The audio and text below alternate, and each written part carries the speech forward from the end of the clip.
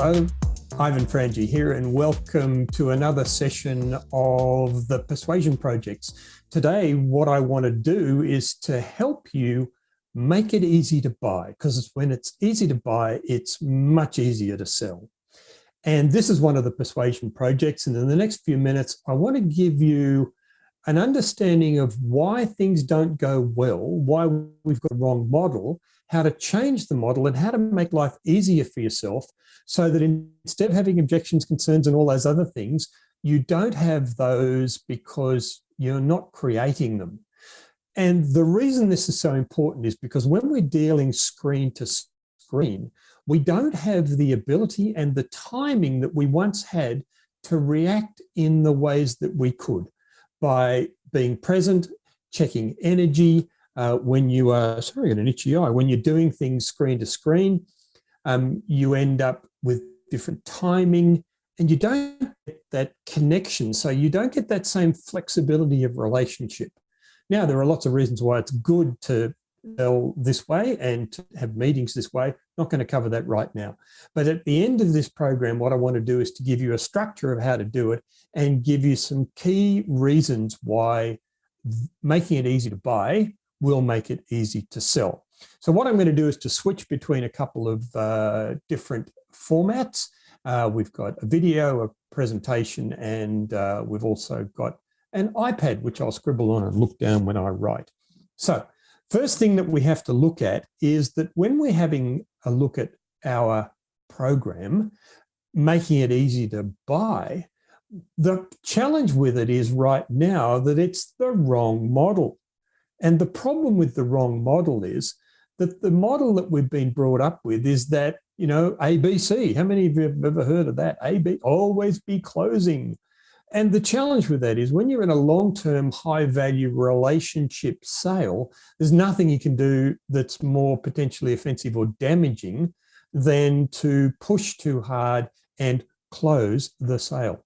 In another video I've said, and in fact in lots of videos I say, when you are in a high-value, long-term relationship environment where you are communicating and selling a service, which doesn't exist, well, it exists in terms of it's tangible once it's delivered, but other than that, it's like insurance, it's vaporware, it's airware. So what you have to do is you have to make sure that you can make it real. And so that's why making it easy to buy is something that is much, much more sensible to do.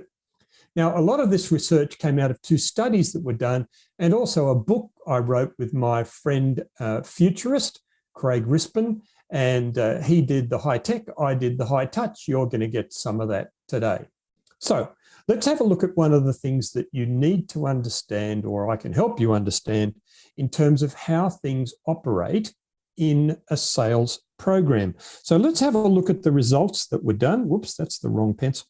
Let's have a look at the results that were done when we were having a look at, there was a group in Washington, DC that I went to visit who did some research work on the length of the sales cycle. Now, this is pre-COVID, okay? So this is pre-COVID. And pre-COVID, what they said was, if this is the sales cycle from start to finish, then what most people pre-COVID were, they were saying they were about, they said 57% of the way through the sales process before they called a professional to come and visit them, to come and talk to them, to make contact with them, because up till then, what they'd done is they'd used the web, they'd used reviews, and they had got confirmation from other people. By the way, I'm a speaker, not a writer, a confirmation from other people about what they should do. So that's 60% of the way through the process. Now, that means that by the time you actually get there to do your selling, you've only got 40%, whoops, you've only got, let me do that, you've only got 40% of the time left, so that the pressure on you is rising. Now, here's the other thing that they said, and this was probably the key thing. The key thing that they then said was that only 37% of the people, so let me do it this way, I can probably do that way. They said about 37% of the salespeople were skilled enough to make a sale within that reduced time frame. Now that's really frightening. So what you get is you get a shorter time frame, and then you end up with less people being able to have the skill to do what they were trying to do, which was to make a sale. Now, there are two reasons for that, but before we go to those reasons, I think I should let you know that if we make a change, because we're going to look at what happened during COVID, what happens with COVID and people now going on screen, or as we call it, screen to screen, for a whole range of reasons, what's happened is that has now shortened even further. We are now seeing that it is roughly, the numbers that I've seen have ranged from about 15% to 35% in round terms, is now the time that the people who have something to sell are getting their chance. And the reason for that is fairly simple. People are now much more able, much more capable, and much happier to actually go in and say, all right, well, I'm going to do all this research here, but I'm actually going to do more of it, and I'm going to get better quality information. And the other thing that's happening is that the length of time that people get to actually meet in a screen-to-screen environment has reduced. If you used to say to someone, I'll come and see you, we'll have an appointment for about an hour, that's dropped now to somewhere between 30 and 45 minutes real time. Because if you say to someone, hey, listen, I'll come and see you for about an hour, we all know that's about an hour and a half if you decide you're going to hang around.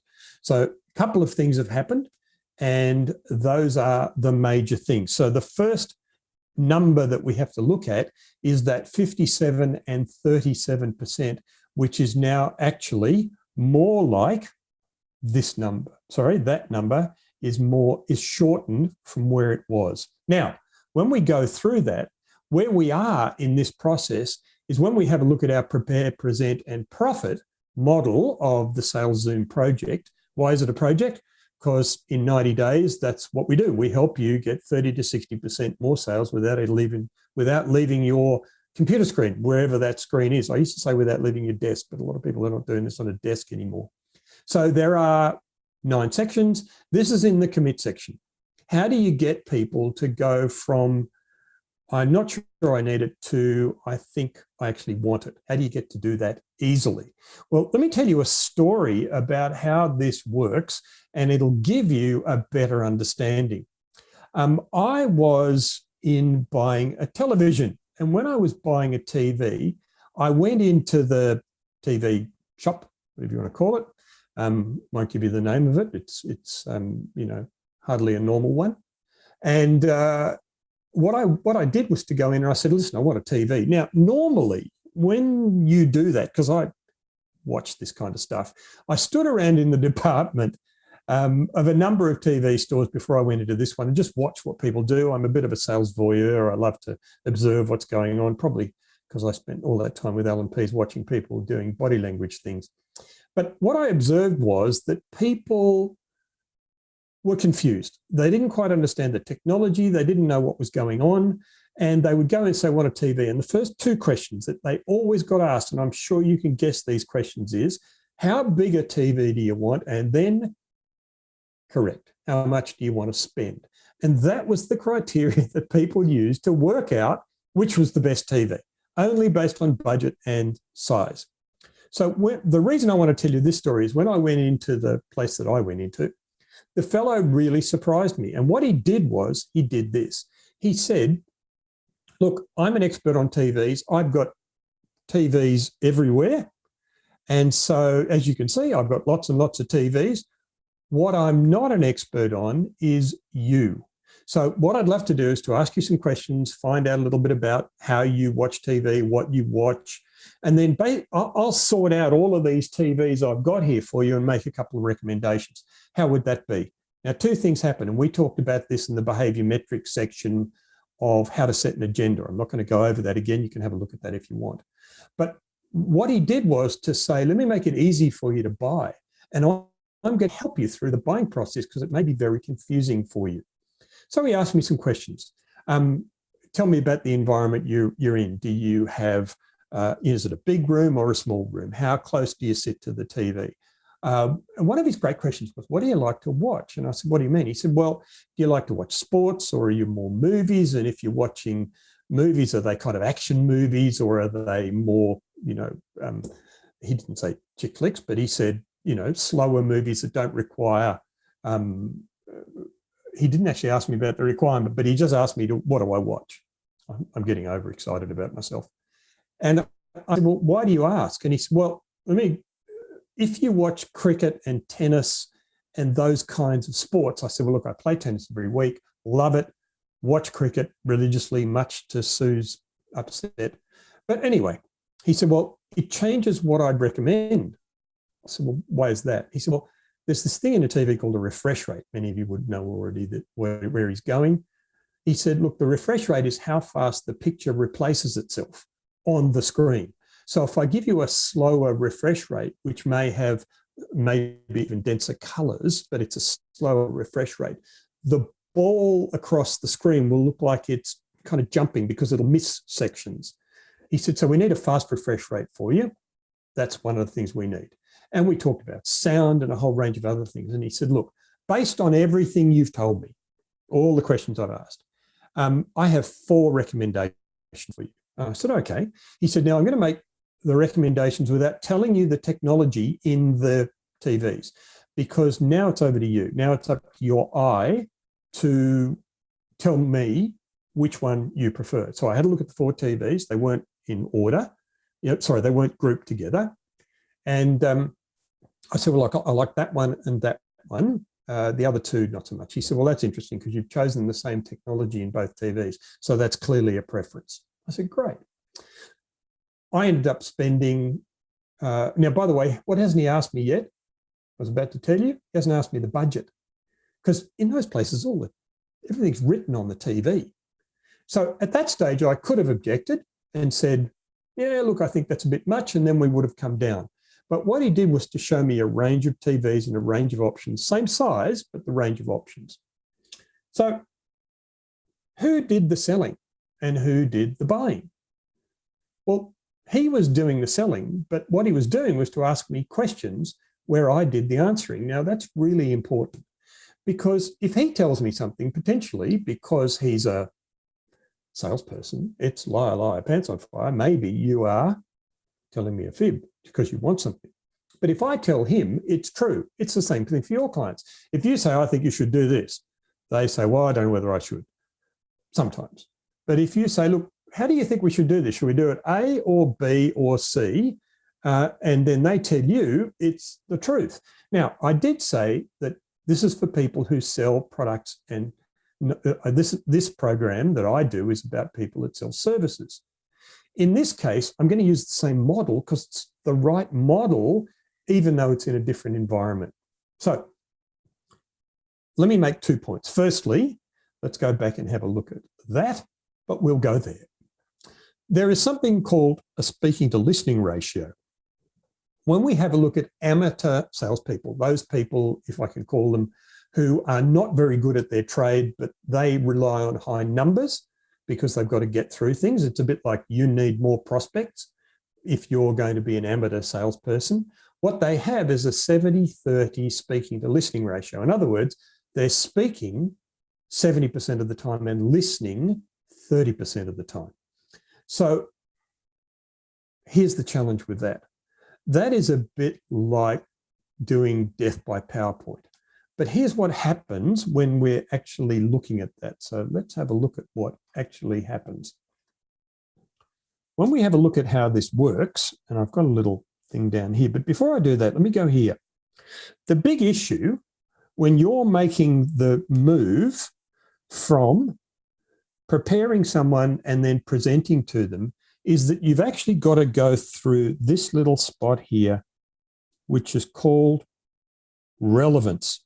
If you can't find relevance for someone in your product or solution, your service, then here's the challenge. They won't move forward. They just won't move forward.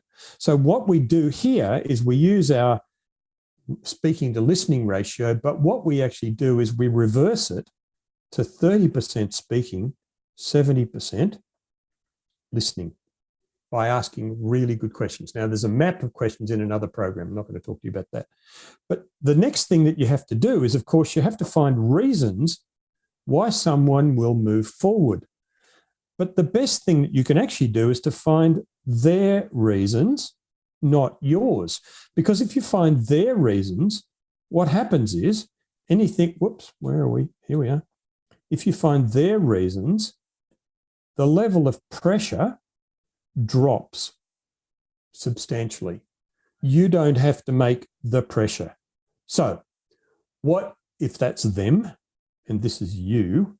You don't have to do pressure because they are doing it all for you. Now, let me just, so does that make sense? I'll just get rid of that thing over the top there.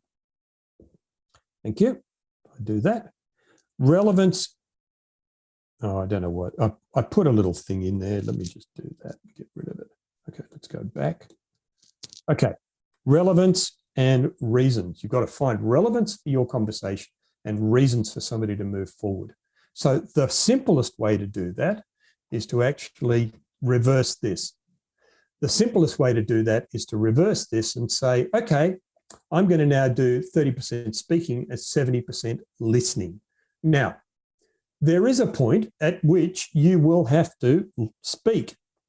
There is a point at which you will have to speak.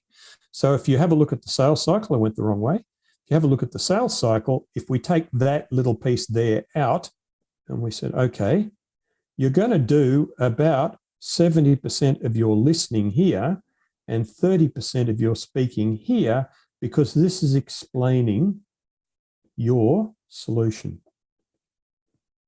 And of course, when you are selling services, you've got to explain your solution. We've got another video that talks about the questions you can ask and how you do it. But I hope that makes sense. If you ask really good questions and you get into the mind of the client will tell you what they want. It's part of a screen-to-screen strategy. It's also part of persuasion. And why persuasion is important. Persuasion isn't pressure. Persuasion isn't push. Persuasion is all about cooperating with someone so it's easy to buy, so you can make it easy to sell. Simple as that. Now, here we go with an example, because I'm sure you'll want me to explain someone who did this. This is Ashwin. Ashwin is a client of ours. And Ashwin, when I went to observe him in the field, this was when we could do this. Frankly, these days is much easier because everybody videos this, so I can debrief it really fast and you can just send me a tape of it. But what we found with Ashwin was that he was, for his company, he was one of the product managers originally, and then he went into the field because he decided he wanted to be one of the salespeople. And he was, I think, number 62 out of 68 of the operations they had around Australia. But because he was the product manager, guess what happened every time anybody asked him a question about the product, the service that they have and the background and how it all worked? He told them. He told them. And so, because he loved talking about it, because he helped build it. And that was great, but it wasn't any good for selling. Everybody knew he was highly educated and they knew he knew his stuff, but the problem was he wasn't getting across. So what happened was, we got him to shift his ratio. Now, we gave him the questions and a couple of other things to do, but we got him to shift his ratio. And within 90 days, he'd gone to a number 11 out of 68. He doubled his turnover, and he'd gone to a number 11 out of 68 by making one strategic change. So that's really what we need to do. Now, if you'd like to leave make a comment or talk to me about our model or anything like that, look, I'm available to have a chat to you. Here's what you do. You send me an email, ivanf@thepersuasionprojects, project with an S.com. Just drop me a note. I'd love to know if you've got an example of how this works, if you've got some great questions to make sure that you get people involved, because it's really, really important when you get it to here, making the jump between relevance of why they should chat to you and reasons, and you've got to make sure it is their reasons. Thanks for spending some time with me. All the best. Good selling screen to screen.